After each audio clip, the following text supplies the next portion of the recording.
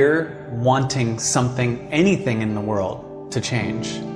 I find that it actually is reflecting something that's inside you that hasn't been seen.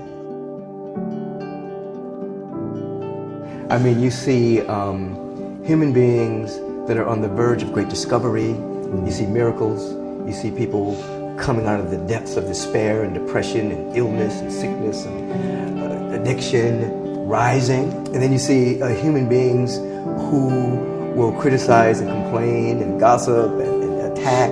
And so I've learned to not embrace either one of the imposters, which is praise or criticism. You know, I don't run towards praise, I don't run from criticism, and I just don't deal in that area. Keep my attention on that which is real and keep moving forward. The first thing to achieve is, why do you want to achieve it? Like, what is your outcome? Many of us walk into the room, even into the room we're talking to ourselves, and they're not honest about the outcome. What is the outcome? Why are you going through the motion? Is it because society has told you that that's what it should be? Or is it that your parents always wanted that from you? Or is it that you have been neglected in some way and you're trying to please a bunch of people that you can't stand? Or is it that you want to change the world? Is it that you know that you being healthier is going to be able to be around in your family's life much longer, or you're going to be able to stop some social injustices? Like, what is your why? When you have nothing is when you need to give. You know, if you're going to wait till you think you have something, you're never going to have something of any size or scope. There's something inside the human psyche that when you do what's right and you get outside of yourself, there's something that'll click for you. And also, you know, tithing is a perfect example. I don't know anybody, regardless of their religious belief, who's tithed 10% of their income for a decade and not prospered massively. Do more, give more, and he said, you'll receive more, just how it works. And I found it to be absolutely true. Putting the work in is the beauty of it. When I started, vanity was the goal. I think vanity is a perfectly fine reason to start something. It's fine. Over time, I fell in love with the craft of lifting, of learning about macros, of all those things. And I think if you find something you are meant to do, then yes, vanity or some number, fine. But falling in love with the practice of it, I think is a true pinnacle. Most of the people I meet that really want to make money often have a major fear of not having it, which is weird because energetically you're putting out to the world, I'm scared of not having it, much more than I want it, right? Because I find that this is a weird thing to say, but when you really want something, you're not ready for it. You're not in the alignment for it, right? Like, let's say you're someone who believes who you are is someone who makes $20,000 a year. Like, that's in your story. You grew up that way. You heard sentences like money doesn't grow on trees or it's the root of all evil. So you have these deep-rooted beliefs that you're evil, right, if you do this. So you have this thing going, and then that also is what drives you, bizarrely. Like, you're scared of that, right?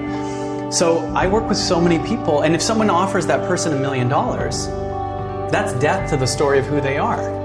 So weirdly, you're going to be in this position where you want to take it, but you're scared of it, right? Because it's death to who you are.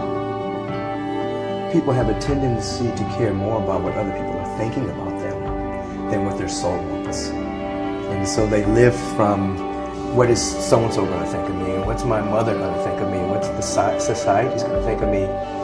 And inside, everyone has a destiny, bright, beautiful destiny. The soul is calling us to be great beings, to be great lights, to live fully.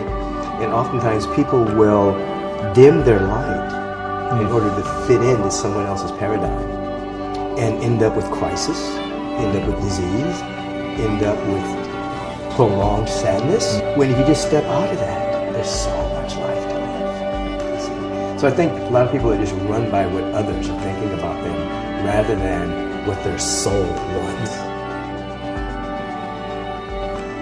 I would say that the capacity to strengthen and increase your hunger is the one common denominator amongst the most successful people. You know, most people are hungry to achieve a certain amount, make a certain amount of money, and then they get comfortable and relax, or to get a certain level of fitness and then they relax. Hunger is the ultimate driver, because if you're hungry, you can get the strategy, you can get the answer. If you can't model it, you can find it.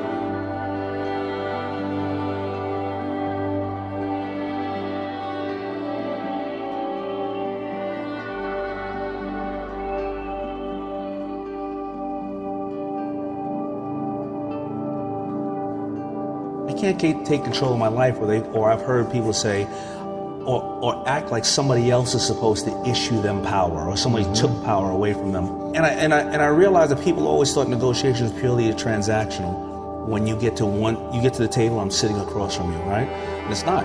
It's about building influence. Then it's transactional, and the transaction needs to be what's in it for the person across the table, not what's in it for you.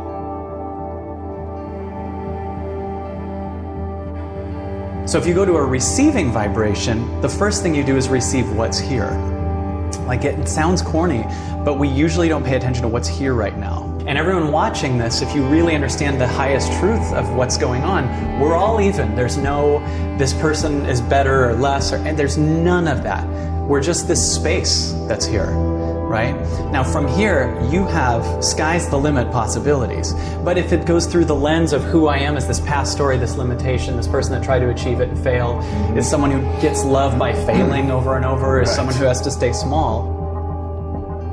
Well, first of all, we have to be aware that mediocrity always attacks excellence. You know, it's kind of a rule.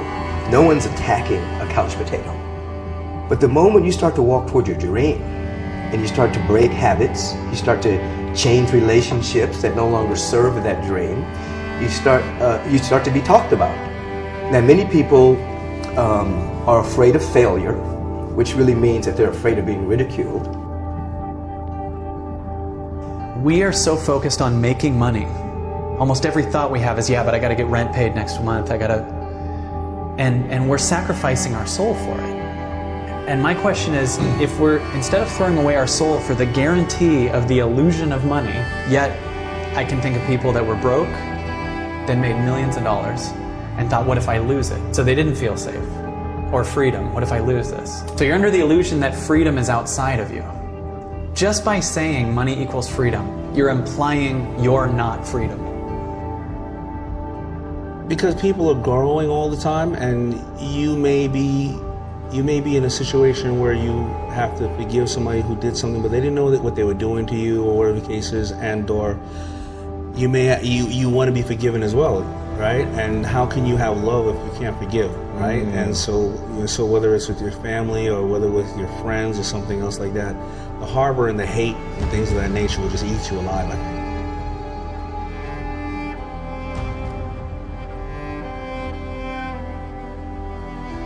We can say we're all here to reflect the face of divinity, or we're here to reflect the cosmos in a way that only we can. Everyone is here for that same purpose. And we all have different missions. Some people's mission is to teach, heal, inspire, uplift. You know, and we all have different missions, but every mission carries that larger purpose. How is my life reflecting the entire cosmos? Because I believe all of us have the entirety of the cosmos in us, and we're here to discover it, activate it, cultivate it, and set it free. To me, it's about growth and it's about giving. Those are the only things that fulfill human beings. I always tell people, if you want to be happy, it's one word: progress. If you can make progress, and if your progress is not only within yourself, but it's actually doing something of value for more than yourself, you're going to be a damn fulfilled person. When you let go of something, you're only stressed because your mind can measure what you will lose. It can't see what you'll gain. Legacy is planting seeds in a garden that you'll never see.